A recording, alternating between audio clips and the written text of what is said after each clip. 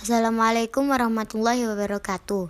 Di sini kami dari kelompok 15 akan menjelaskan mengenai aplikasi senyawa koordinasi yang beranggotakan saya sendiri Tasya Mustika Auliaa dan juga teman saya Rizka Nurhairatun Nikmah. Yang pertama ada metalurgi. Metalurgi adalah ilmu yang mempelajari sifat-sifat atom yang ada pada logam. Logam yang paling sering digunakan manusia adalah emas, yang pada saat itu sering dijumpai pada gua-gua di Spanyol sekitar akhir 40.000 tahun sebelum Masehi. Hal ini yang memungkinkan dan menyebabkan mulai adanya sebuah pengerjaan logam, namun dengan jumlah yang terbatas. Untuk contoh pengolahan dalam proses metalurgi yaitu pemurnian nikel, ekstraksi perak dan emas dengan pembentukan kompleks sianida. Keuntungan dari metalurgi sendiri yaitu yang pertama, mampu memisahkan mineral berharga dengan mineral kotor dalam biji hasil pertambangan. Yang kedua, mengetahui hubungan antara struktur mikro dan berbagai sifat logam serta panduannya. Yang ketiga, mampu membentuk logam dan memperbaikinya secara struktur sesuai dengan panduan logam. Dan yang terakhir, dapat memadukan logam dengan unsur-unsur lainnya. Yang kedua, ada terapi helasi. Terapi helasi adalah proses media yang menggunakan bahan-bahan helasi untuk menghilangkan logam dari tubuh dan digunakan dalam pengobatan keracunan timbal. Pb atau logam berat dapat dihilangkan dengan proses fitoremediasi. Fitoremediasi penggunaan agen pengkelat eta atau etilen diamin tetraasid dalam proses fitoremediasi logam berat Pb dapat membantu proses fitoekstraksi dan meningkatkan kelarutan Pb di tanah agar dapat dengan mudah diserap oleh tumbuhan. Eta merupakan agen pengkelat yang terbukti efektif untuk Pb karena memiliki afinitas yang kuat dengan Pb, seperti contoh arsenik dan merkuri dapat dihilangkan dengan menggunakan agen pengkelat. Manfaat terapi helasi: mengatasi proses penyempitan, penyumbatan, dan pengerasan pembuluh darah nadi, jantung, otak, dan organ tubuh lainnya, sehingga terjadi perbaikan sirkulasi darah disertai perbaikan fungsi. Yang ketiga, ada agen gelatin pada deterjen. Tindakan pembersihan sabun dalam cair soda terhambat oleh reaksi Ca2+ ion dalam air dengan molekul sabun untuk membentuk garam atau dadi yang tidak larut. Industri deterjen yang digunakan tripolifosfation sebagai agen gelatin untuk membentuk kompleks yang stabil dengan Ca2+ ion.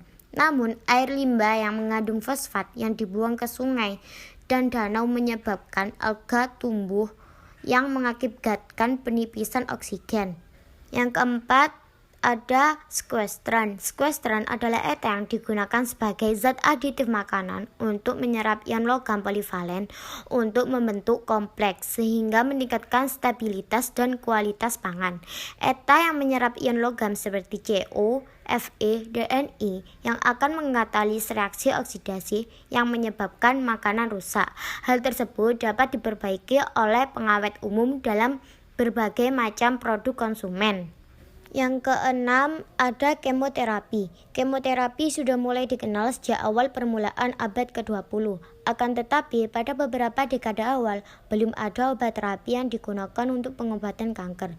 Sampai ketika dalam pengobatan di mana teknik bedah dan radiasi mendominasi terapi kanker. Pada tahun 1960-an didapatkan bahwa dengan teknik radikal pun tingkat kesembuhan tidak lebih dari 33%. Hal ini dikarenakan adanya mikrometasis dari sel kanker. Beberapa senyawa koordinasi yang mengandung platinum termasuk cisplatin PTNH32Cl2 dan karboplatin PTNH32OCO2C4H6 secara efektif dapat menghambat pertumbuhan sel kanker. Mekanisme aksi dari cisplatin adalah helasi dari DNA. Obat ini menghentikan pertumbuhan tumor dengan cara membentuk ikatan silang dengan basa guanin pada rantai double helix DNA sehingga mengganggu proses transkripsi dan replikasi DNA. Hal ini menyebabkan pembengkokan pada struktur untai ganda yang menghambat replikasi Sel yang rusak kemudian dihancurkan oleh sistem kekebalan tubuh. Ada efek kemoterapi yang akan dirasakan oleh pengidap kanker, mulai dari kerontokan rambut, kelelahan terus-menerus, anemia, mual, sariawan, hingga lebih rentan mengalami infeksi. Yang ketujuh ada analisis kimia. Di sini analisis kimia menjelaskan mengenai dimetil glikoksim, yaitu senyawa kimia yang dijelaskan dengan rumus CH3 CNOH 2 kali atau CH3 CNOH CNOH CH3. Padatan tidak berwarna ini adalah turunan dari oksim dari diketon butana 2,3-dione, juga dikenal sebagai diasetil. DMGH2 digunakan dalam analisis palladium atau nikel. Dimetil glikoksim membentuk padatan merah bata yang tidak larut dengan Ni2+, dan padatan kuning cerah yang tidak larut dengan PD2+. Warna karakteristik ini digunakan dalam analisis kualitatif untuk mengidentifikasi nikel dan palladium. Jumlah ion yang ada dapat ditentukan dengan analisis gravimetri. Dimetil glikoksim berubah menjadi merah dengan adanya Ni2 dan kuning dengan adanya PD2. Tiosianat merah darah dengan adanya Fe3 dan biru dengan adanya CO2. Baik, terima kasih atas waktunya. Saya akan menjelaskan materi mengenai aplikasi kimia koordinasi. Yang selanjutnya ada agen pewarna. Apa yang dimaksud dengan agen pewarna? Agen pewarna adalah bahan atau zat yang umumnya larut baik dalam air untuk mewarnai makanan maupun minuman. Lebih mudah larut dalam air dibandingkan pewarna tekstil atau jenis zat warna. Zat pewarna yang secara kimia berikatan dengan substrat yang digunakan. Ini membedakan pewarna dari pigmen yang tidak mengikat secara kimiawi pada bahan yang diwarnai. Pewarna umumnya diterapkan dalam larutan berair dan mungkin memerlukan mordant untuk meningkatkan ketahanan luntur pewarna pada serat. Gambar di samping adalah struktur kimia pewarna indigo, warna biru jeans biru. Setelah diekstraksi dari tanaman, pewarna indigo hampir secara eksklusif disintesis secara industri. Gambar di samping termasuk benang mengering setelah dicelup dalam tradisi Amerika awal di Museum Sejarah Hidup Conner Prairie. Yang selanjutnya ada dua kategori besar pewarna, alami dan sintesis. Pewarna alami adalah pewarna yang diekstrak dari tumbuhan, serangga, atau mineral. Pewarna alami mayoritas adalah pewarna nabati yang berasal dari sumber tumbuhan seperti akar, buah beri, kulit kayu, daun dan kayu, serta sumber hayati lainnya seperti jamur. Pewarna sintetik juga disebut sebagai pewarna tak batu bara karena berasal dari zat yang sampai saat ini hanya dapat diekstrak dari batu bara. Pewarna sintetis terdiri dari kromofor dan auxokrom yang ditambahkan keturunan benzena. Pewarna dan pigmen berwarna karena hanya menyerap beberapa panjang gelombang cahaya. Tampak pewarna biasanya larut dalam air, sedangkan pigmen tidak larut. Beberapa pewarna dapat dibuat tidak larut dengan penambahan garam untuk menghasilkan pigmen daun. Yang selanjutnya ada sejarah. Pencelupan tekstil sudah ada sejak periode Neolitium. Sepanjang sejarah seorang mewarnai tekstil, mereka menggunakan bahan umum yang tersedia secara lokal. bahan pewarna langka yang menghasilkan warna cemerlang dan permanen seperti pewarna invertebrata alami, ungu, trian, dan kermes merah tua adalah barang merah yang sangat berharga di dunia kuno dan abad pertengahan. Pewarna nabati seperti woad, indigo, saffron, dan madder adalah barang dagangan penting dalam ekonomi Asia dan Eropa. Di seluruh Asia dan Afrika, kain bermotif diproduksi menggunakan teknik pencelupan tahan untuk mengontrol penyerapan warna pada kain yang diwarnai. Pewarna dari dunia baru seperti cochineal dan logo dibawa ke Eropa oleh armada harta karun Spanyol, dan bahan pewarna Eropa dibawa oleh penjajah ke Amerika. Yang selanjutnya ada serat rami yang diwarnai telah ditemukan di Republik Georgia dalam gua prasejarah bertanggal 36.000 BP. Bukti arkeologi menunjukkan bahwa khususnya di India dan Phoenisia, pewarnaan telah dilakukan secara luas selama lebih dari 5.000 tahun. Pewarna awal diperoleh dari seperti hewani, nabati, atau mineral dengan sedikit pemrosesan. Sejauh ini sumber pewarna tersebut berasal dari kerajaan tumbuhan, terutama akar, beri, kulit kayu, daun, dan kayu, serta sedikit yang digunakan dalam skala komersial.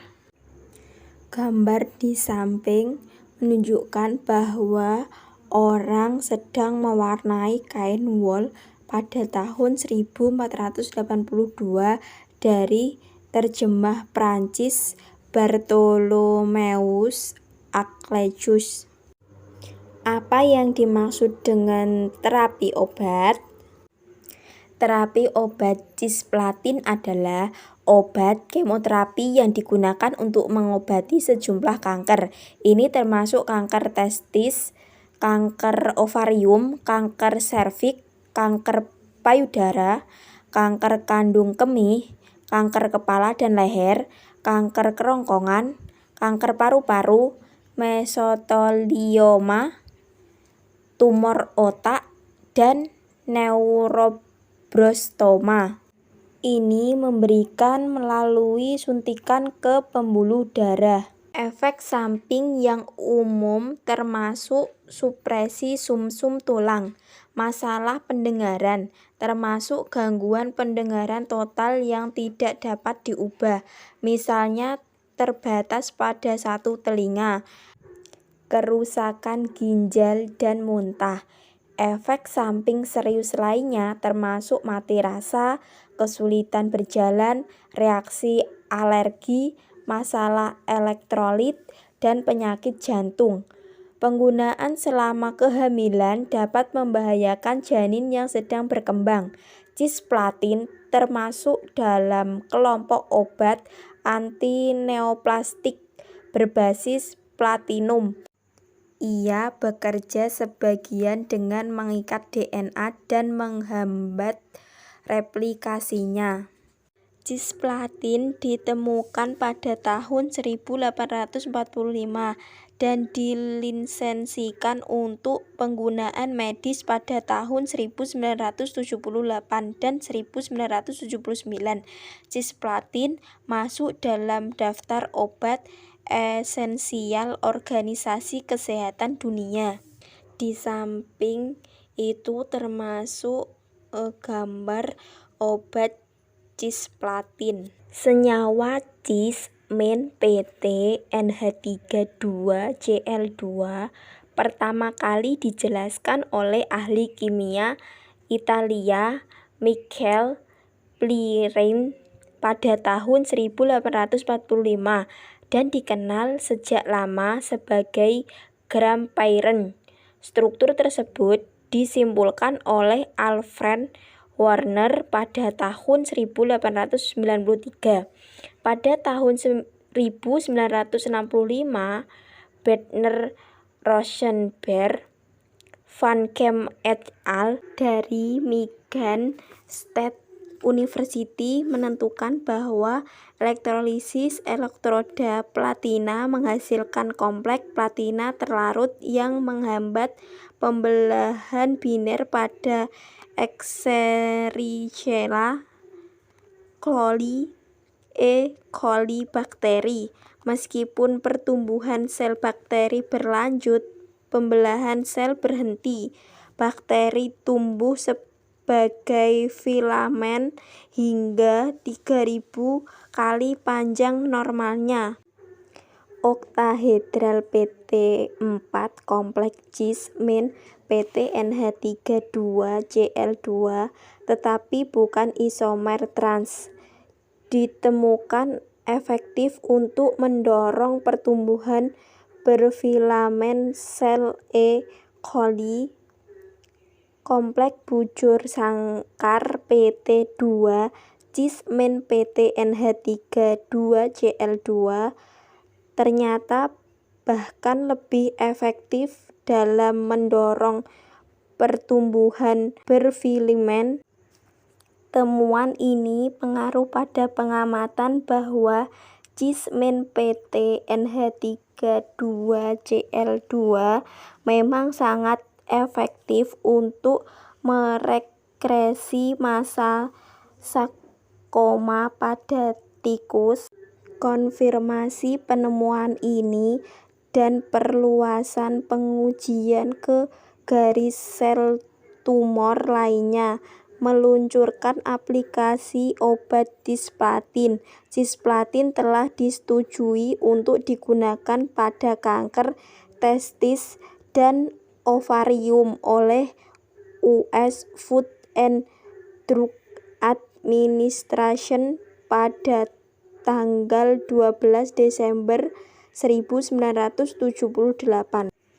Dan di Inggris di beberapa negara Eropa lainnya pada tahun 1979, cisplatin adalah yang pertama dikembangkan. Pada tahun 1983, ahli antologi pediatrik Roger Parker memulai memasukkan cisplatin ke dalam kemoterapi tambahan untuk pengobatan medulloblastoma masa kanak-kanak. Protokol baru yang dia kembangkan menyebabkan peningkatan yang nyata pada tingkat kelangsungan hidup bebas penyakit untuk pasien dengan medulloblastoma sehingga sekitar 85%. Cisplatin telah ditemukan secara efektif melawan kanker testis di mana penggunaannya meningkatkan tingkat kesembuhan dari 10% menjadi 85%. Baru-baru ini beberapa peneliti telah menyelidiki pada tingkat preklinis bentuk baru produk cisplatin dalam kombinasi dengan bahan nano untuk melokalisasi pelepasan obat pada target. Di sini saya mengambil 3 contoh cisplatin. Yang pertama ada cisplatin, yang kedua ada karboplatin, yang ketiga ada okalipplatin. Jadi 3 contoh di atas itu atom pusatnya yaitu PT dan liganya yaitu 2Cl, 2NH3 dan 2NH2. Protoporfirin 9. Protoporfirin 9 disebut juga PP9 adalah senyawa organik yang merupakan salah satu porfirin paling banyak di alam. Senyawa ini terlibat dalam sintesis heme dalam sel makhluk hidup. Semakin banyak perantara yang terbentuk dalam tahap ke-6 sintesis dari 8 tahap. Dalam tahap ini, protoporfirinogen 9 dioksidasi dengan bentuk enzim. Protoporfirinogen oksidasi membentuk protoporfirin 9 dalam tahap ke-8 atau terakhir. Enzim ferrokolense akan mengikat ion besi ke dalam protoporfirin ini, membentuk hasil akhir yaitu heme. Sejarah cisplatin. Lightlaw mungkin pertama kali mengisolasi PP9 pada tahun 1904. Protoheme. Protoheme adalah heme yang paling melimpah. Hemoglobin dan mioglobin adalah contoh protein transfer oksigen yang mengandung heme B. Keluarga enzim peroxidase juga mengandung heme B. Enzim COX-1 dan COX-2 yang terkenal baru-baru ini juga mengandung heme B di salah satu dari 2 situs aktif. Gambar di samping itu termasuk protoheme. Klorofil dari bahasa Inggris chlorophyll atau zat hijau daun, terjemah langsung dari bahasa Belanda blackgreen, adalah pigmen yang memiliki oleh berbagai organisme dan menjadi salah satu molekul berperan utama dalam fotosintesis. Klorofil memberi warna hijau pada daun tumbuhan hijau dan alga hijau, tetapi juga memiliki olah berbagai alga lain dan beberapa kelompok bakteri fotosintetik. Molekul klorofil menyerap cahaya merah, biru, dan ungu serta memantulkan cahaya hijau dan sedikit kuning sehingga mata manusia memvisualisasikan sebagai warna hijau pada tumbuhan darat dan alga hijau. Klorofil dihasilkan dan terisolasi pada plastida yang disebut kloroplas.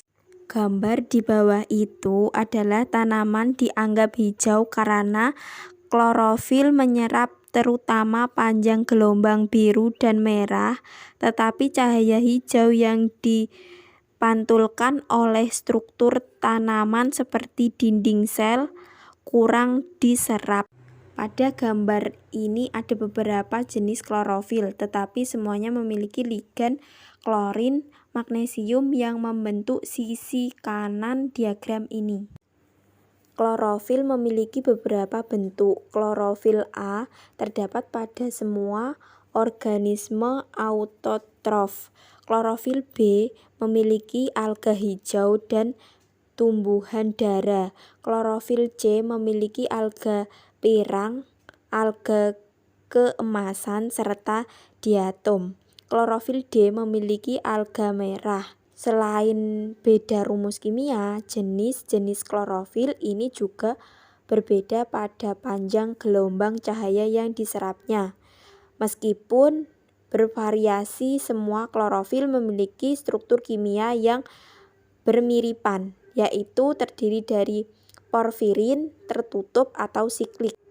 Suatu tetrapirol dengan ion magnesium di pusatnya dan ekor terpena Kedua gugus ini adalah kromofor atau pembentuk warna dan berkemampuan mengeksitasi elektron apabila terkena cahaya pada panjang gelombang tertentu. Karena peran klorofil, tumbuhan darat dapat membentuk makanannya sendiri dengan bentuk cahaya matahari sehingga menjadi organisme autotrof.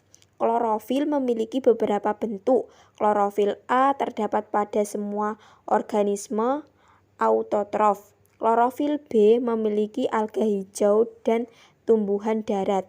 Klorofil C memiliki alga pirang, alga keemasan, serta diatom. Klorofil D memiliki atom alga merah. Selain beberapa rumus kimia, jenis-jenis klorofil ini juga berbeda pada panjang gelombang cahaya yang diserapnya.